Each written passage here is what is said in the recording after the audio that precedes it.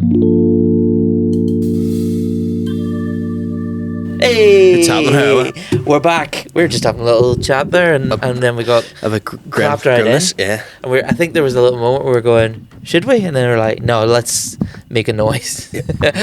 Welcome back to Good While It Lasted. It's been it's been a month, maybe over a month. It's been over a month. Some of Yeah. you were losing your will to live. The last time we recorded That's this the end was... of the podcast now. Was it? Yeah. Sorry, shite. I'm sorry. Sorry, you were saying? Oh, shit. The last time we recorded was 14th of December. It was on the cusp of Christmas. Yeah. Yeah? Did you have a nice Christmas? Yeah, it was like just, I don't know, see all this eating and drinking, palava. After a while, like, there's only so much acid my body can sort of take before it's like... I like the idea of going, like, even just going, oh, see all this eating and drinking, that's like a suicide note. Yeah. See all this eating, Being alive, drinking, breathing. Yeah. I'm just, I've had enough of this, you know. There was somebody arguing against life or something in Parliament because the assisted dying thing's all passed now, but there was somebody said something like, oh, here, feeling like you might be a burden, you know, that's a perfectly legitimate reason to end your life. And it's sort of like, oh, I mean, you don't want to make it too easy to end your life, you know, medically, because feeling like a burden, I think everyone feels like a burden sometimes. Do you know what I mean? Like at Christmas as well, like whenever I've ate and drank too much, I feel like a burden on society. Yeah, I'm not going to be like, let's do this, come on, you know. It's like moving into my parents over Christmas. I felt like a burden again, and I was like, "Yeah, we're not gonna like, you know, put me in the pod and suffocate me like it's fucking grim." Yeah. Our son's 26. Yeah, 26. Our son's 26, and he's back home for the weekend. I think let's gas him. Let's give him a wee bit of the old. What is it they give you? Is it a nice one? I don't know. I think you're just sort of meant to fall asleep, but like you don't wake up. Yeah, Strong opening. Strong opening. Yeah. Sorry about that. Yeah. I couldn't help myself, but I think it's that nitrous oxide, isn't it? The laughing gas, which is like. You laugh yourself to death. Yeah, I think I might be wrong now, but imagine if you were like listening, you know, and you're expecting a loving, kind, peaceful moment with your family, and from the pod you just hear a little, you know, the Joker's got him now. You practicing that voice as well? Yeah. Where's the like? I don't know. It's Christmas. I always get sort of grimmed out about because I know that January is right around the corner, which is like the grimmest month alive. Like it just never ends. We got another fucking week of this shit. Yeah, and then there's February, which means the start of the Six Nations, which means I have to deal with the most awful people for 5 right weeks. Yeah. I love how, you know, most people in February they go, oh yeah, there's Valentine's Day, and you're like, Six Nations, everybody. Yeah. Protestants essentially. Yeah, it's just like see you hear about the thing about Meffrey? No, The school. So Meffrey School, there was a student who was on a rugby trip to Portugal, and they hazed him. So they shaved his head, made him do laps naked, and he got 50 grand from school in the school. Fucking hell. Shave my head and make me run around this building naked if it got me 50 grand. Like. You'd be lucky to have 50 grand from this podcast. Yeah, I'm like looking at it going. But you'd sue us and you'd get a fancy lamp. Obviously, this is Belfast Live's biggest story of the year. Like they've been printing it for like the last 4 fucking weeks. Oh, absolutely! You bet some journalist somewhere is absolutely just like jumping out of their chair the minute they hear that. They're like, "This is great! It's fucking Saltburn. It's some sort of law drama." I can't. Well, it's like Belfast Live put up the population of Belfast has risen from has risen to 1.93 million. Yeah. But the actual population is 1.9 million, so it hasn't really risen that much. No. Which is like quite a dangerous rhetoric to then be putting up as if like it's fucking we're overcrowded. Northern Ireland's full. It's yeah. Have you been to Ochre? Like it's empty. There's about 3 fucking people in it. And not that they're not nice. If Northern Ireland was full, I'd sell more tickets to shows. It wouldn't be plugging fucking. I wouldn't be melting people's heads on Instagram stories. Yeah. If Northern Ireland was full, I'd be loving it. Take that, Farage. Yeah. If this country's so full, how am I doing so badly? How am I doing so shit? I watched the film last night. Have you ever seen a film called Inside Llewyn Davis? Yeah. It was a really grim film to watch. Someone who's doing open mics. Yeah, right enough. Just going. Because the whole, I guess the whole message of the film is when does a guy sort of cut his losses and go, maybe this isn't working for me. Like, and you can be great at something and still fail. Yeah, and I sort of watched that last night, feeling terrible, just going, fuck, this is not a good sort of. like the message of the film is this guy's just constantly going around in this endless cycle of just ruining his life, and then by obviously extent damaging other people's. And I was kind of like, wow, this is sad. Yeah, he's also got terrible social skills, kind of like myself. So I was like, oh well, this is really and everything annoys him. I was like, I like this guy. Sarah, my partner, saw it in the cinema on a date years and years ago, and it was only like it was their first date, and it was their last because at one point, you know, the bit where Bob Dylan comes on, and Bob Dylan came on and started singing, and he leaned over and whispered to her and went, "That's Bob Dylan." And she went, "Yeah," and then he leaned over again a minute later and went, "Do you know who Bob Dylan is?" Like, yeah, man, I know who Bob Dylan is. Fuck away, off forever. The only, do you know what his real name is as well? It's Robert. Bob is short for Robert, actually. Yeah. What is his real name? Robert Alan Zimmerman. Fuck right. Yeah. Well. Yeah. But that's like the guys in the group I was friends with in school were really into like prog rock. So like in Linkin Park was deemed uncool, but they were like, oh no, you need to be listening to bands like Rush and Yes. And then it's kind of cool. When I got out of school, I realized those bands are for like nerds. Yeah, it was for old people. Yeah. But I kind of like that they were into that. I think like our version of that was because obviously I'm significantly older than you, but our version of that was, I suppose, Nirvana and stuff. Like, because you know the modern stuff was the sort of emo things, and then there was, you know, Spides were into, you know, whatever equivalent of Kevy 4X was at the day, and then like then the old classic shit was like early 90s, weirdly, like grunge stuff, you know. It is like Nirvana, like people are this is so fucking shit. Like, guy on podcast, this is Nirvana, but it is such entry level, like, grunge. But like at the same time, I get that. Yeah, like guys in school and stuff. Like, I came out of like school being like, oh fuck, I've listened to all the cool stuff, and I started going to parties. And I'm like, do you guys listen to Rush? And they're like, well, no, it's like it's music for guys in their mid 40s and blue jeans. Yeah. Like, yeah. There was these guys I hung out with who had like fringes at one point as well in my early 20s, because like basically I'd been made single for the first time at like 20, because I'd been in this long relationship before that, and all the people I grew up with were also still in their long-term relationships, so we were all still hanging out, but I was like, I kind of need some single friends, because it's weird trying to meet people while with people who've already met people, you know. So like I made friends with this other guy and his friends, and they were like all like too cool for school, where it was at the time they were like basically they would say about 3 words a night, and they all had fucking fringes and everything, all bald and married now, but like but at the time I was like, God, these guys are too cool for me. They're like far too fucking cool. Now afterwards I'm like, I think they're probably just awkward. I think I was probably talking too much, you know? But these the guys you said, and they would go to a nightclub but they would never leave the table. Yeah, that's what it was. Well, that's what my friends who were like in long-term relationships would have been like, and like, cause like, sure, why would you having a nice time getting drunk over here? It's like you didn't have the desperate urge to not be alone then. Yeah, I've paid my £5 in here. I'm gonna get my 10,000 steps out of this dance floor, like, you know. I'm gonna burn some calories on this dance floor, like. Oh, back then we weren't counting our steps, no sir, no. Actually, no, they did have them pedometers, didn't they, back in the old, that's how you measure how many. Yeah. You know, I'm not even gonna make the jokes too easy. You always got them for free at like careers fairs and shit. Yeah, suspicious looking old man. I think I knew I would stop going to nightclubs when I forget his name now, and that's really bad. Ian Burke. He was staying in my house. He'd come up to do the pav, and I just moved into my flat, and there was like a spare room, but it was just a mattress. And I was like, listen, he was looking for somewhere to stay on. There's a mattress. There's no blankets or anything, but I can like take a sheet. I'll take my duvet out of the sheet, and you can have that. And he was like, yeah, that sounds good. And then he was like, I'm looking to get steaming. The only place open was Limelight, and I've never felt more like, even though I was only like 23 at the time, I've never felt more like a weirdo. Yeah, like they said it's shooting night, and we were like, oh, please, can we come in? But he like a gym bag full of clothes, and I was just walking in like, I think I'd gone to the pav in like a tracksuit, and I was like, can I please come in? And they're like, yeah, you can go. It must have been a quiet night.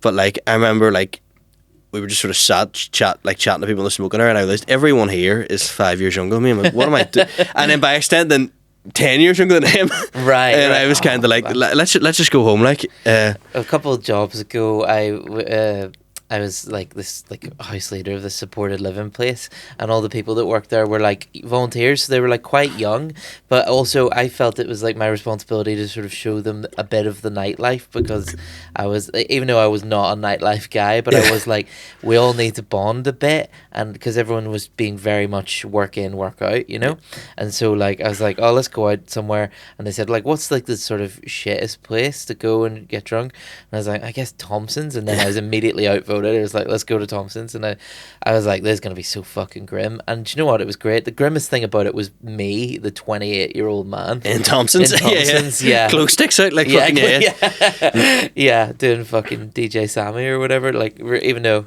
they were not playing DJ Sammy, why would they do that? But yeah, that was.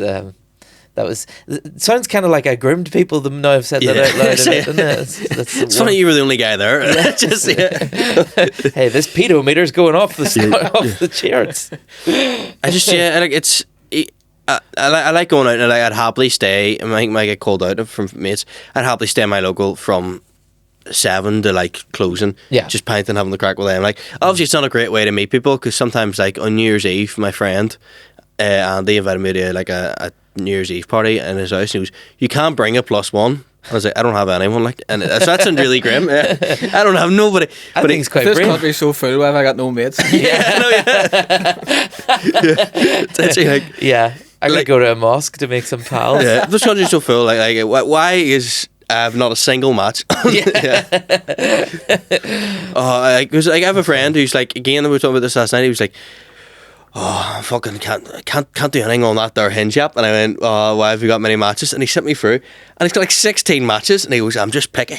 Some of us, bro, are fucking serious.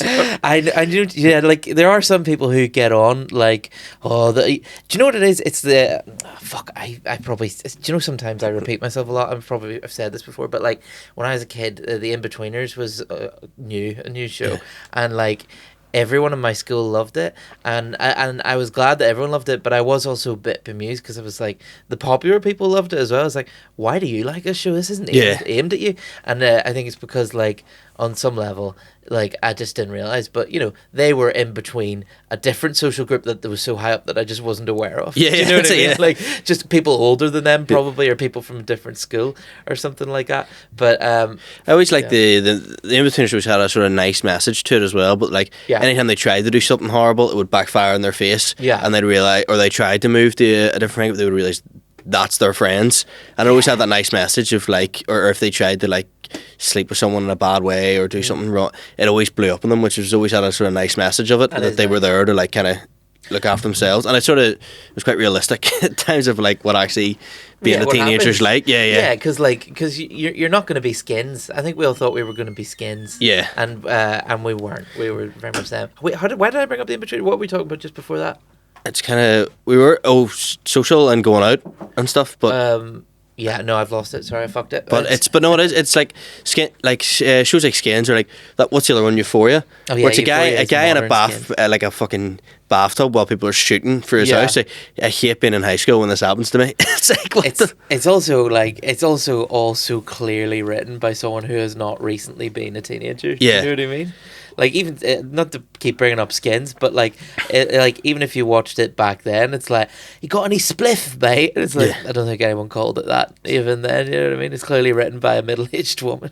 What it done well was it obviously brought through a lot of actors like Nicholas Hoult, Daniel Kaluuya, good eggs. Dave Patel. But then there's some stuff I watched back, and I'm like, that definitely influenced a lot of the behaviours that I acted on when I was a teenager that now make me very anxious, like hoofing fuckets of legal weed up Cave Hill. And I'm like, yeah, you used to get it in like these wee head shops and all in what do you call it, Queen Street, North Queen Street, Herbal, and it was Base like Division, it was called. Yeah, I remember thinking I'd shit myself up Cave Hill. Like, I was so certain it happened. I was like going to my mate going, you need to go down to fucking your ma's house, because he was the closest to Cave Hill. I went, get me a pair of boxers, and so we can swap this now, because this is fucked. Like, and then about an hour later, after I vomited, I went, no, I hadn't. It was just like, it was like the shingles down my trousers made me think that I was continually shitting myself. Yeah. And then I was kind of like, I was like, you need to go down and get fucking boxers from your ma's house. And I love it. It's not solved until you have a different mess on you. Yeah. So it's like, now I've vomited on myself, I'm certain that I've not shat myself. But I remember like smoking that. It was like I think it was like at 1 o'clock on a Sunday, and I had to be home for 6. We're arriving in my mum and dad's at 6. I'm like, well, what did you go up to? I went, nothing, class. Just sitting down, eating fucking a full Sunday dinner. Like I hadn't just been in a different dimension 2 hours ago. Aye. It was almost weird if your parents were like permissive about drinking and stuff. Yeah. You know what I mean? Like, because, well, it's almost like, I kind of want you to resist this a bit more, like if you come home drunk and all, and they would just sort of laugh at you about it, rather than just go like, "Oh, you shouldn't be doing that." You know, I would almost have preferred if they were a bit of a dick about it, but they were just like, "You fucking idiot." Yeah, it's like they don't. I remember like my the first drinking experience I had with my parents was really like anticlimactic. Because I remember just being in Donegal, like literally sitting out the front of an Easter. It was like Easter. I was 5th year, Aye. and my dad's mate was like, "See you allowed to drink?" My dad went, "Fuck yeah, whatever." And then just give me a Copperberg, and I was like, "Is your first drink with your dad had to be meant to be something special?" And he was kind of like, "Do you want one or what?" And I went, "Yeah." And he was like, "Right, there you are." And it just felt like sort of like. There was no like, "Come on, I'll take you to the bar, and me and you'll have a pint." Aye. There was none of that. It was just like, you looking to swallow what? Like, I don't even know if I had that with my dad. I think I mean, obviously, there's been a drink at some point, you know, between the two of us, but I don't think there was ever like a special first pint moment. I think mostly because I think I started a bit early, and at that point you can't really lay claim to the first pint. But I think that's different, isn't it? Yeah. Because it's like it's a first pint with your dad rather than a first pint together, or first pint at all. You know. because like it's like even like I remember like probably the best memory I have of drinking with the old boy is in a fucking Witherspoon. So that's even the memory's tainted by the fact that it's in a Witherspoon. Yeah. And I'm like, yeah. It's like, do you remember that shite carpet, Dad? yeah. See, Isn't that on purpose? I heard that they make their own shite carpet or something, like they have that as each one is a uniquely shite carpet or something like that, which I feel like that's not much of a defense now that I think about it, is it? Where it's like, this is terrible. Yeah, well, it's unique, isn't it? You know? a uniquely populist carpet. That Yeah. the guy who owns it looks like a Thundercat. Like, have you ever seen him? It's like yeah, he does fucking look like a thunder. Yeah, he does. You know what he looks like? He looks like, you know, in a cartoon where someone's had a bomb blow up in their face and the hair goes all back, You know, blinking off suit. I think who's worse than him, and I'd probably drink in a Witherspoons over give these guys money, is, do you know your guy James Watt? Yeah. The guy who owns Brewdog. Yeah. Oh yeah. The Oh, ball fella. yeah. I'm a North Atlantic Sea captain. Yeah. He's Yeah. probably the biggest twat I've ever, like.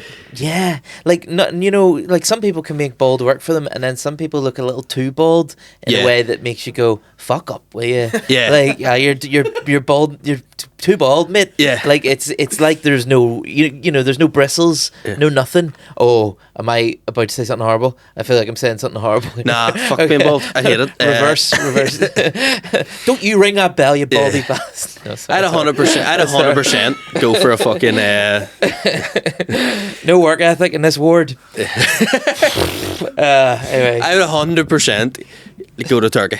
Oh, Thankfully, I don't think it's happening, but I'd 100% get a transplant. I think I just mean that some people are bald in a Tory way. Like, you look at them and you know, this guy's conservative because he's conserving his hairs inside his skull. Yeah. For fuck's sake. Like, Those sort of bald guys that you know they've no problem paying for sex. Yeah. Like, you're like, there's a certain morally bald or guy like that. financially. Yeah. If you're bald and you've got a goatee, I'm like, you're into being dominated. Yeah. It's either you're into being dominated or you teach guitar to kids and you're lovely. But if you're bald and you've not got a beard and you're just sort of happy being bald and you've got a wee bit of a bristle going on, Yes. then you know Wee what, Brillo head. you're probably just a dad who's getting it tight, like. Yeah. But like, I feel like we're trying to like come up with social rules For about, bald people, about different amounts of bald Yeah. that do not hold up. Like all of these rules that we describe, if you name a second bald person that fits that description, Yeah. they don't fit the rule. every sex coach I've seen online has been bald. And it's true. Wait, as well. actually, yes. Now you're on to Every something. sex coach has been bald. All them pickup artists and all. Yeah. They're always like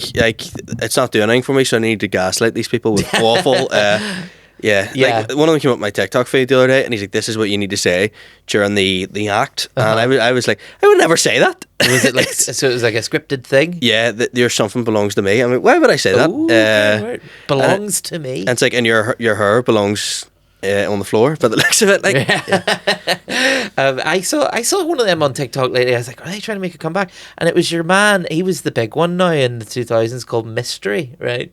That was his name because they. Oh God, looking back on it, it's so cringe, isn't it? Because they all made up names. They had like aliases. Like there was. I read that book. It wasn't a guide. It was more like a biography of it because I thought it was very interesting. But it would also the pickup artist's manual. No, God, grim stuff. Like, but there was he called himself Style because he liked to dress up nice.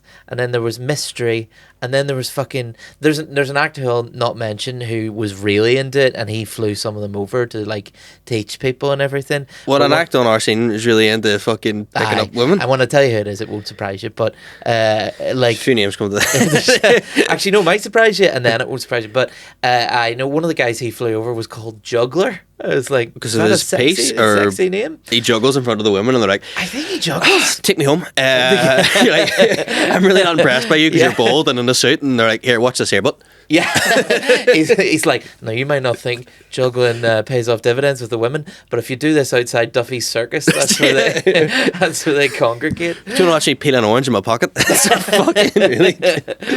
So they all had silly names.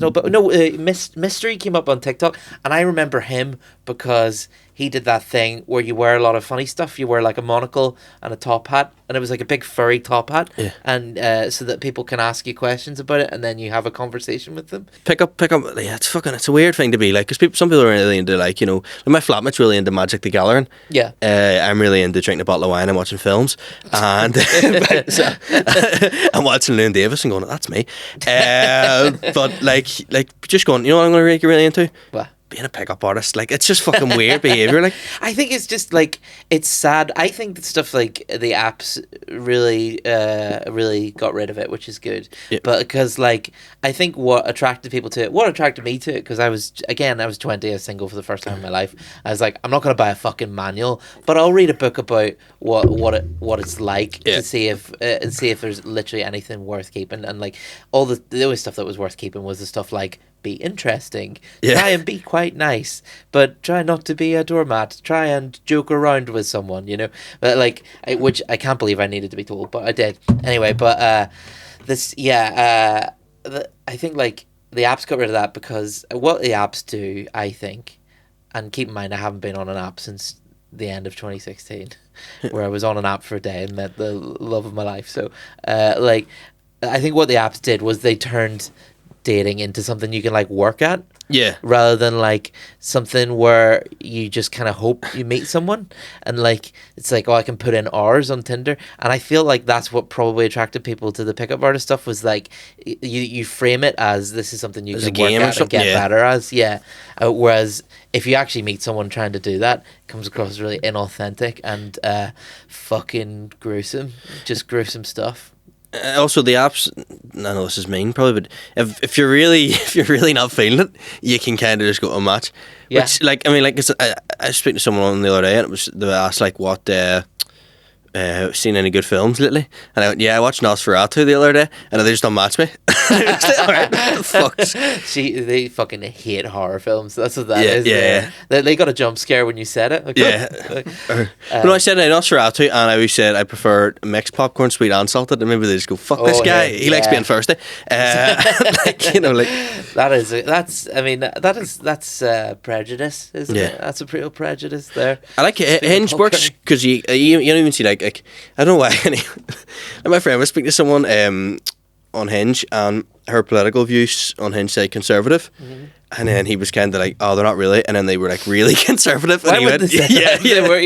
And he was like, whoa, this is really taking me by surprise. And I went, where are they from? And I went, South Africa. And I went, were they white? And he went, yeah. And well, they're, you know, that's them. That's them, all right.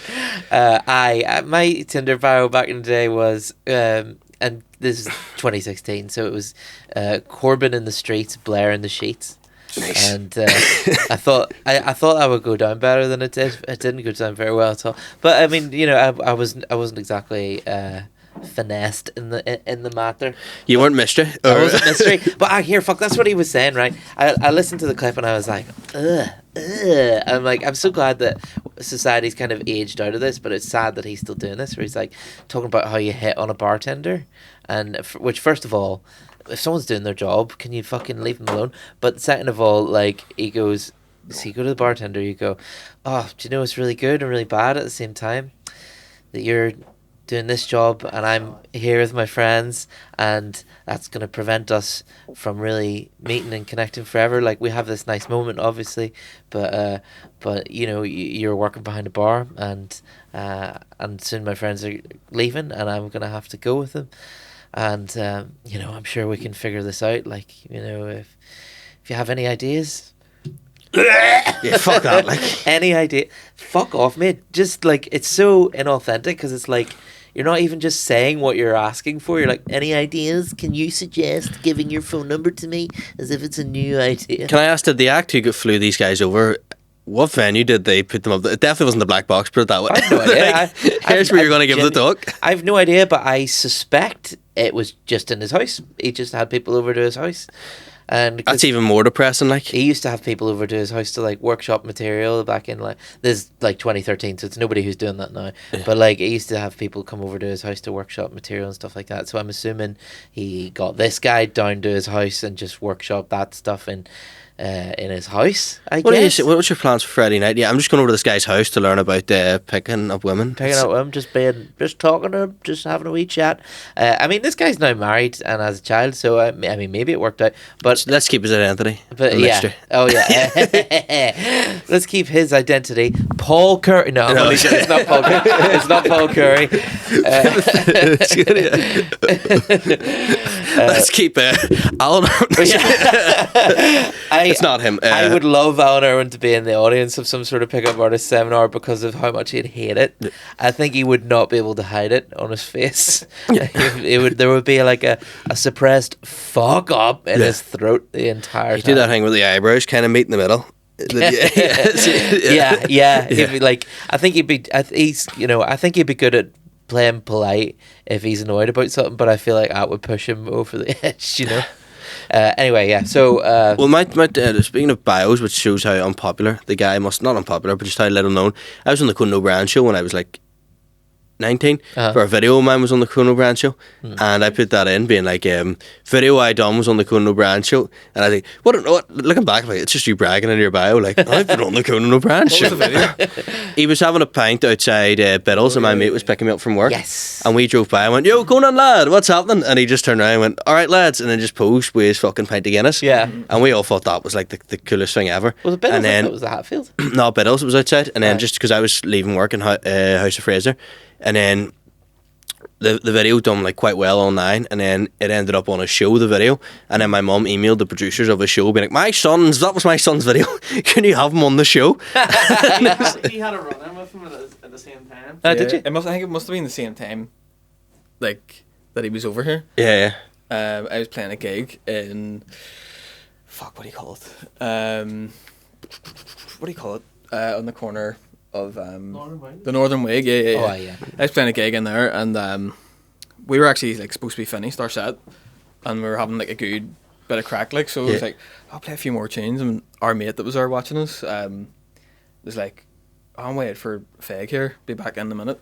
He came back in, and he walked in with Conan O'Brien, but for like the first like wee while I couldn't figure out who it was. I was like, I was playing away going, that guy's so familiar, like, Yeah. is that his dad or something, like, you know what I mean? And then it clicked, and I went, fuck shit. And then I remembered seeing like videos of him playing music and stuff. Aye. So I just gave him the guitar and was like, Did he a play tune. away? Oh, Yeah, so he got up and played a tune, and then like instantly, like, the bar went from having like 2 people in it to like being completely packed. Of course, yeah. But that's like, he's one of those celebrities I've never heard anyone come out and say anything really bad about. Like, No, Yeah. he's always, He He's seemed very pure of heart, I think. he seemed very dead on. Like, he gave us like, you know, big hugs and all, and was like, oh, these guys are brilliant and all. Hopefully see us again and all this kind Oh, of shit. nice. I know that's sort of like, Do you get a quote? Stick on the poster if you're ever playing again. get a quote. Conan O'Brien. Love this guy. Big hug. He's like, he wrote the best episodes of The Simpsons, I'm pretty sure as well. Yeah. 100%, yeah. Monorail as well. But The whole Monorail song. he also had this. Banger. He went to Palestine, I'm nearly certain as well, Did he? in 2013, Aye. and obviously it was a completely unbiased like thing as well. But it's Ah. just big up. If you ever want to come on the show, Conan, you're 100% Yeah. welcome. I used to go with someone who went to Palestine as well. She went over to teach them music, which, I mean, it probably wasn't their greatest need, but I mean, at the time, it's like This is Tiesto.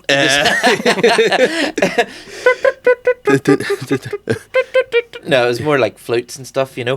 But Wait, like a sash band? that's what they need. More cultural division. That's what they need.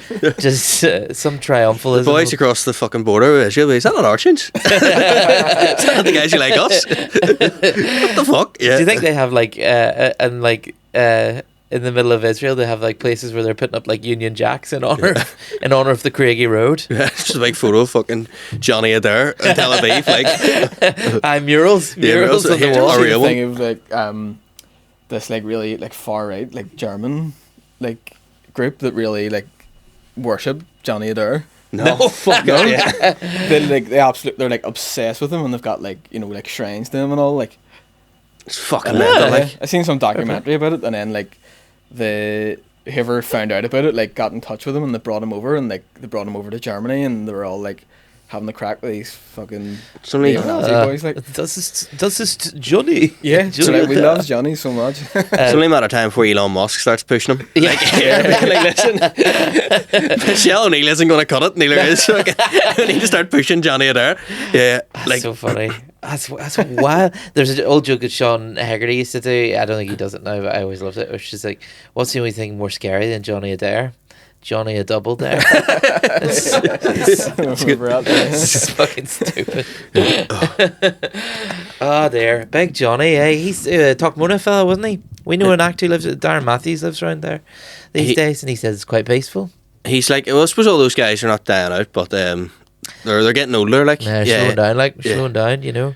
Whenever you see like even like the IRA and all the not the provisional ones, but the new one or whatever, Yeah. the fellas in Derry, the Junior McDade House and all, who ordered all that horrible stuff. Whenever you look at them, you go, here, what happened to the IRA? Used to be physical specimens. This guy's got 20 ripples in the back of his head, you know. A guy in the year above me tried to plan something for dissidents. Didn't go well for him. He got in jail. But the photo they put is his face in the clouds, saying like, you know, he'll be free one day. But it looks like he's dead. Like, Like wee stars in the background and all. yeah, it's like, well, it's like, Forever in our hearts. I think I was talking about this the other day, where like a friend of mine years ago had his blood sugar was really low, and he flipped a car, and he had about £500 worth of weed in the car, and he said that when he woke up, it was gone, and he was like, "That was like my guardian angel."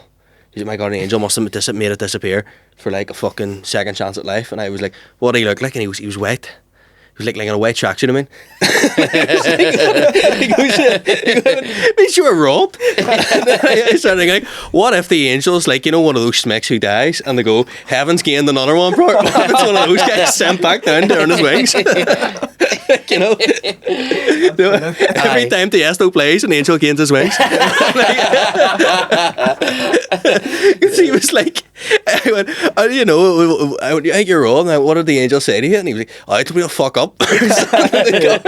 Sent back down to earth on missions to like just help out other smicks. Like, It's like It's a Wonderful Life, except instead of just showing you what your life would be like without you, he's just like, he just steals your 20 back when you're not looking. He was telling me this, and I was like, "Look, you were robbed." Like, he said that, like, because it's like, I'm going to the Vatican. This fella's Protestant, like, I'm going to the Vatican with him, not just the Vatican, like, I'm going to Rome. Yeah. But like the whole time we'll be in the Vatican, I plan on just being like, look at this Catholic engineering right here. Like what have you ever built? Like the Titanic, and it sank. It's a wonder day life. It's a fucking wonder day. See, that's a fucking. I love wee cheerful spides. I love that shit. You know, I like nobody's better at communicating joy Than spides, yeah. when they have it than spides. You know, that's there, mate. That's a wonder day. I meant to ask you, ever been to Rome? That was one of these. Ever been to Spades? No, because like I was meant to put up a question for, and the place I work in's Wi-Fi didn't upload the story, so we have no question right, about yeah. best and worst, because I'm going to Rome, like, and Aye. I'm not a lapsed Catholic, but like I want God to give me a sign, not a big one, just a wee like, Aye. hey mugger, Yeah. like that he's real. A wink. Yeah, like even just a wee. Well, when I'm in Rome or something. What if it's bad news as well? What if like God actually does communicate to you and he goes, Israel actually does have a right to defend itself. I'm sorry. What if the saying is like the Pope dies when you get there? Like, What if I arrive and a fucking smick in the ear above me's dead, and then it's heaven's getting the London, and I'm like, I've got a guardian angel. go in the Sistine Chapel, look at the ceiling, and it's like a wee painting of a smack and a white tracksuit. Heaven's getting the London. The birth of the birth of Adam, where he's like Yeah. God's reaching down, but he's like this guy's stealing his watch as he does it. Someone walking with a barrack up his jump earlier.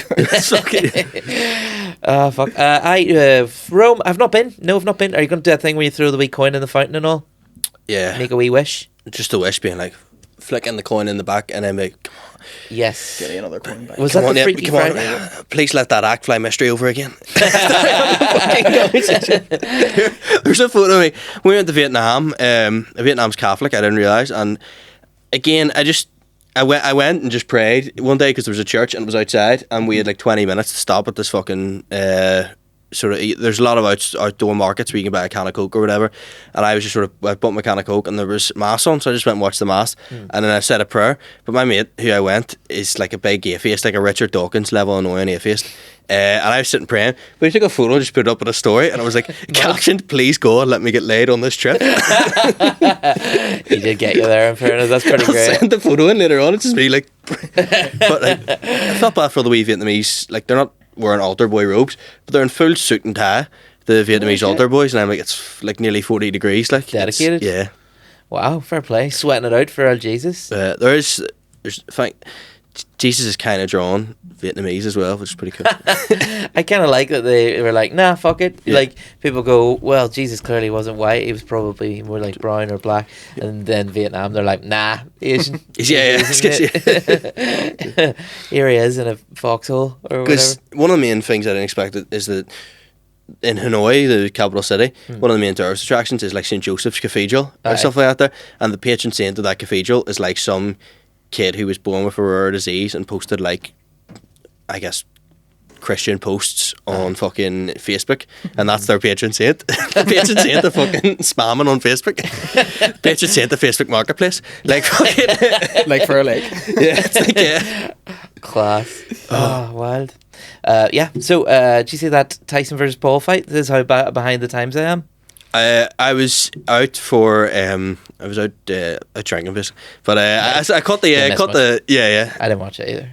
But I think it's just I kind of knew it was going to happen as well. Do you know what I mean? Like, I'm really against watching stuff because I hate someone now. Even if I think there's a chance they're going to get digged in the face, I'm like, he knows you're watching to see him get digged in the face. He's selling it on that. Yeah. And he doesn't want that, so it's not going to happen. I think it was, all those guys going to Trump's inauguration kind of put me off them. Even like I never liked the Paul brothers. Mike Tyson just seems like an absolute psycho.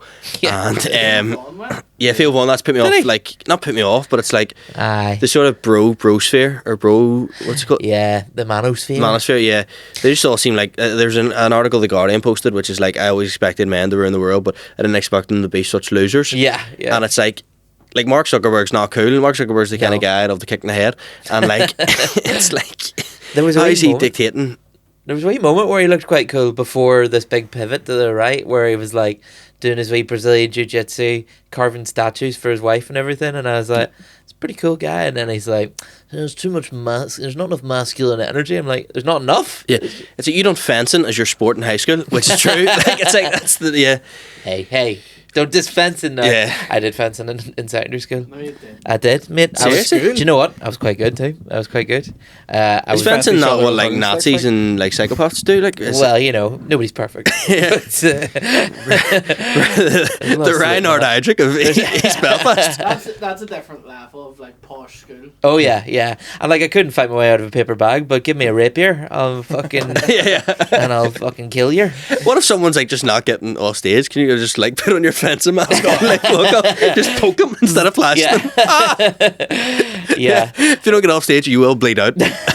They dress you up in this wee like straight jacket looking thing, and then you have the wee fence and all, and then they have this wee thing on the tip of the rapier where they, if they touch your vest with it, you know, beeps. So that's how you know you've Electronic lost. ones and all. That's what. Electronic ones. Aye, and we all, like? electronic ones and all, like, and it was. Do you know what? It was good crack. Like, it was good crack. Wasn't really secondary school. It was more like the end of primary school. Mad fucking So, steam hard ones. Like. So it was, I know, like fucking pushed me in, but it was good. It was good. You'd mostly just go to wee, like they'd have wee tournaments in like basically secondary school PE halls during the weekend when they weren't With being other used. schools. Was that? With like other schools. Yeah. Well, other groups, but like they would be held in a school just during the weekend when they weren't doing anything, you know, and you'd do a bit of the old wiggles, you know. That's a technical term. That's a technical term that we have for it. Yeah. I would like to call it in the biz. Yeah, back in the fencing. Not all of you guys fence, but I like to fence. I'm on the fence about it, but It cancelled the podcast. Yeah. So, yeah, fair enough. I like watching it though. Like, what's that? see, I like watching it though when like the Olympics is on and shit. It's good crack. It's good. Yeah, it's good watch. Do you know what I quite liked watching in the Olympics was the taekwondo as well. Oh, taekwondo's class. Yeah, though I'm not a big martial arts person, but everyone I know who is always goes like, taekwondo is not a real martial art. And I'm like, I think that guy could kick the fuck out of me though. Yeah. Like, Yeah. do you know what I mean? Like, even if they did give me a sword, I think he would tell him that. Yeah. It's not real. Yeah. 100%. You go in there and do it. It's like whenever people were trying to defend the Elon Musk salute, and anytime someone's defending it, they go, "You do it then. Do it right now."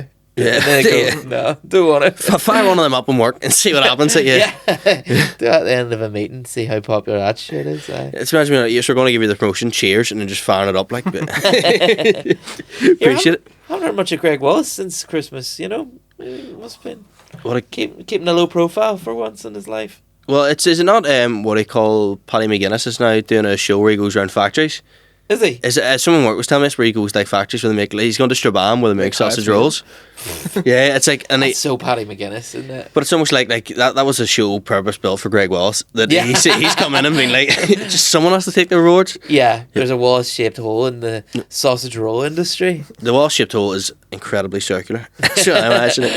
Hey, there's a bald guy who's too bald as well. Like Yeah. there's a sexual predator baldness. Because he was sort of like likable when he was fat, and then he lost it, and he just became like sex guru kind of bald. And it's I like, think he was a bit in love with himself, wasn't he? Which, you know, there's nothing wrong with changing your body and enjoying that more.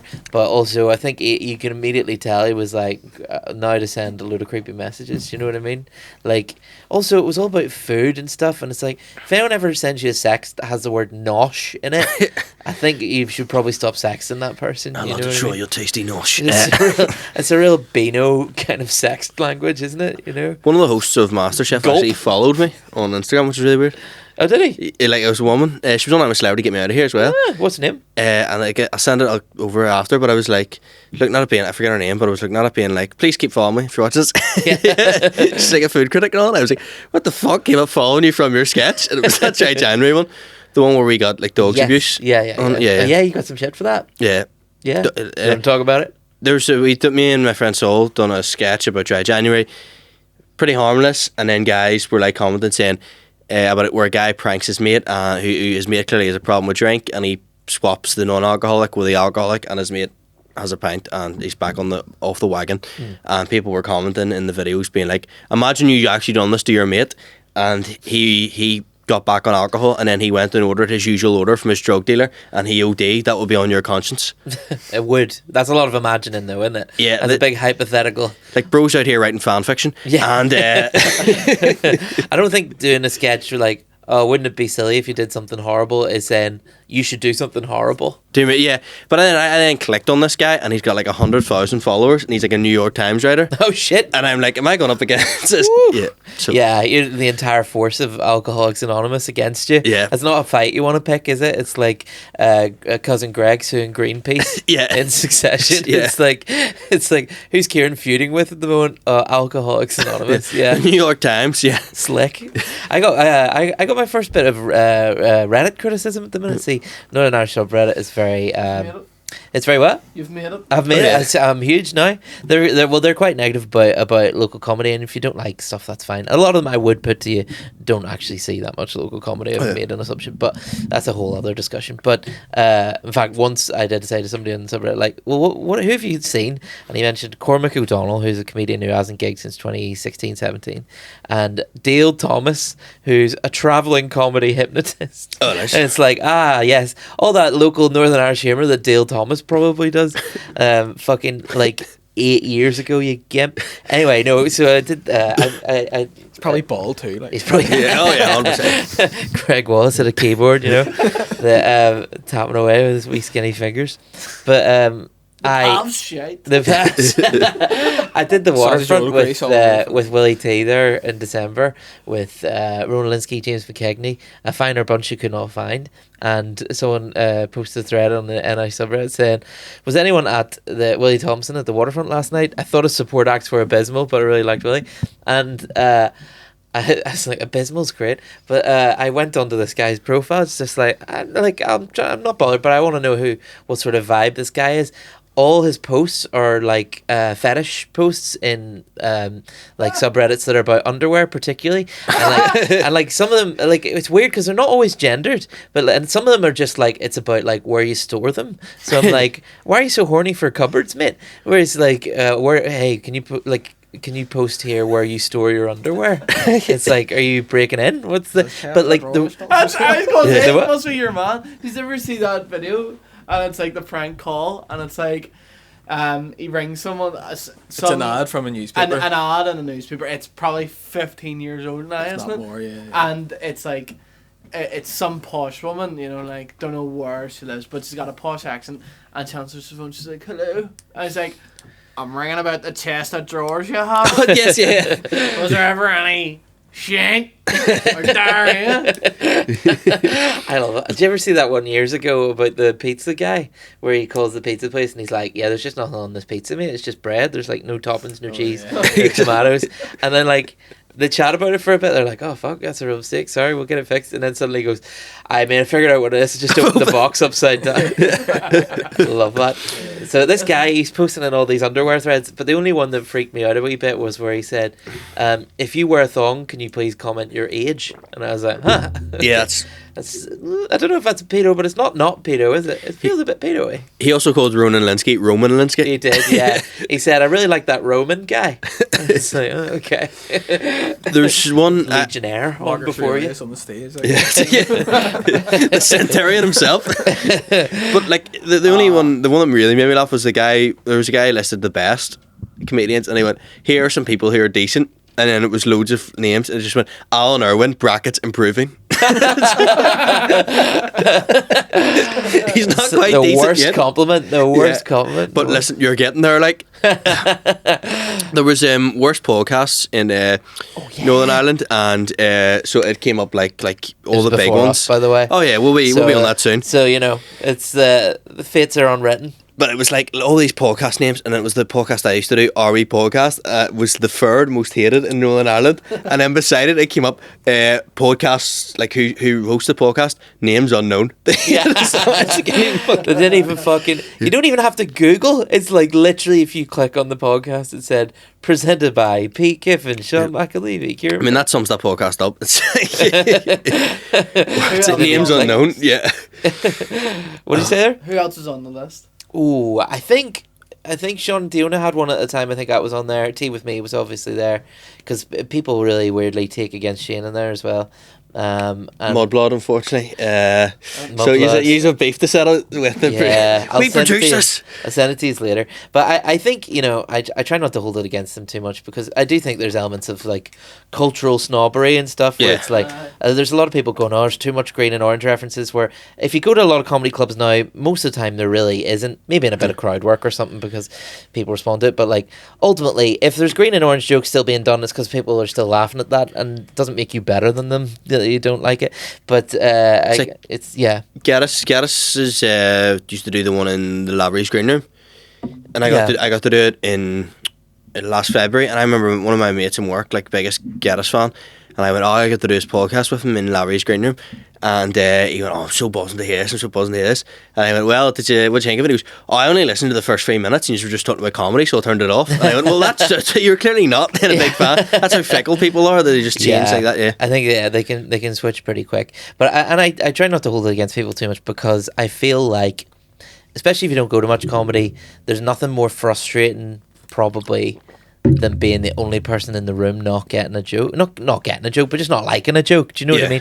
I'm not going to deign to say that these people don't understand the jokes. I'm just saying, if you don't like a joke and everyone in the room's cracking up, you feel like a fucking fury, apparently. And I guess that's just a thing. Obviously, I hear a lot of jokes that I don't like because I run an open mic. But you grow a certain immunity to it and a certain open-mindedness to it.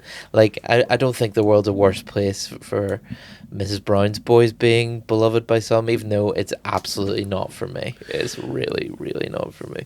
But I don't hate people who like it or hate the people who write it unless they've done something bad. Didn't he do something bad, actually?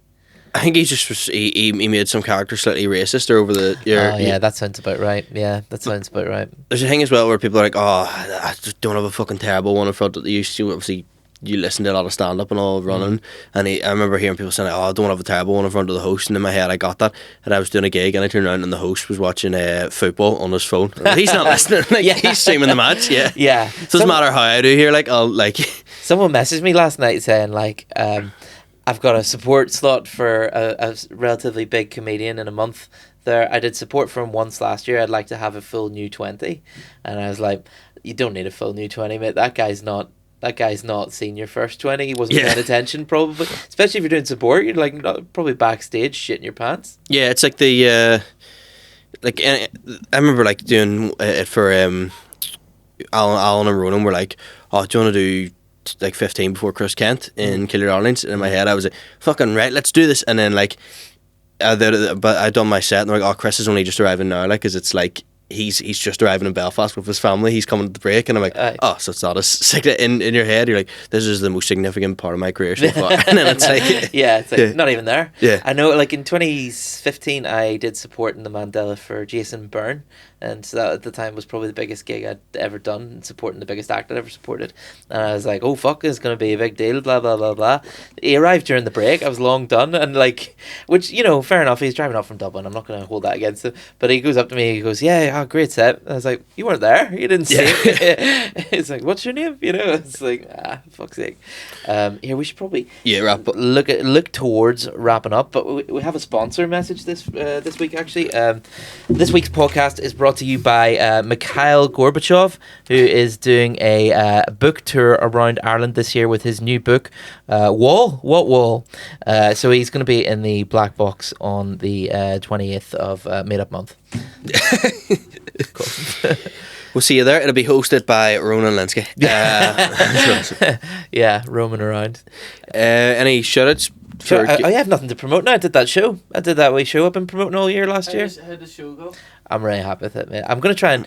I got it recorded, but it was on a shite camera, so I might release it as a wee audio. I need to listen to it, but I'm immediately already disgusted with all the material, so I have to start writing just so I don't have to do it anymore. It's weird. Like, usually after I do an hour, I'm like, oh, I need to start writing now, so I don't... You know, so I keep my momentum up, and I end up, if I don't for like a month, then I feel weirdly stagnant. Whereas this time it's like, I really don't even want to touch the old material now. I don't know why, I just feel really done. And I need to... So I wrote a lot of stuff there the other day. I did that new material gig with Ciaran the other day, and then we did Bangor immediately after. It was lovely. Shout out Anarch Comedy. Fucking legends. Great week gig. Yeah. Great week gig. Free gig and something happening in Bangor, and something interesting and different.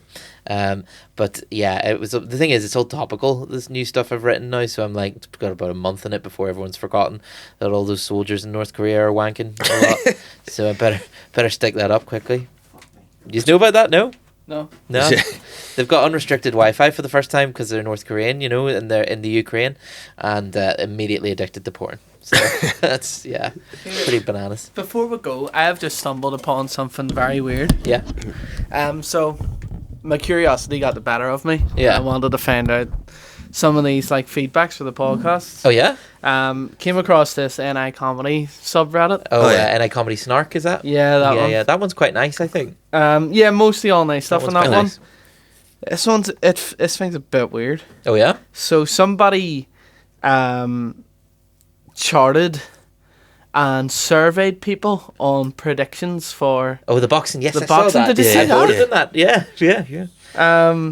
so I think it's strange, like, isn't it? Yeah, I it don't is know. weird. It is weird hearing people. It's like I don't think they realize how small this country is. Where it's like you're talking to someone who you're talking about someone who you might meet, and I you're see in a saying, shop, I yeah. hope they fucking kill themselves for their So shit. so One thing that I get from that is that that's an illegal gambling fucking operation. Yeah. there I was think they're pretty only spot on with that in the end. there was what do you call it? There was 3 incorrect Who was votes. Yeah. So the majority of people assumed that Brona Diamond would beat up Diona Doherty. That did not happen. I don't know where they got happen. that from. Though Bruno, I felt, was the only one trying to be funny. Which I think she really understood the assignment a lot better in some ways. Let me see. Jesus, Darren Matthews had 80% of the vote against James McKegney. Well, all the talking around that was like that James wasn't training or something, and Darren was, and then So turned there's out he very insider much was. trading going on. Yeah, there is insider trading. Then Mickey Bartlett had a majority of votes against R. Patrick. Oh, that was a draw, wasn't and it? it was a draw.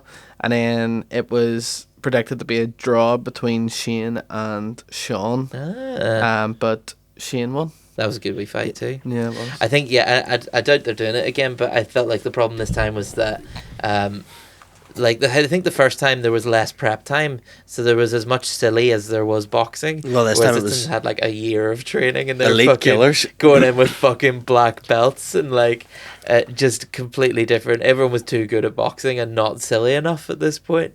It was less, I don't know, silly. I think you'd need to do it on short notice if you did it again and surprise them. So Yeah. there was less time to train, and because nobody came there to see great boxing. You know what I mean? That's always a bonus or something like that. If you ask me, There's no knockouts. Nobody is, in fairness. Yeah, no knockouts either. So podcast, any shout outs? When this comes out, no joke. William Thompson headlining February 13th. If you're like me, you'll be off for midterm, which is lovely. You got the Friday off. It's Valentine's Day. It's a date night. It's probably lovely before, double date, whatever you want to do.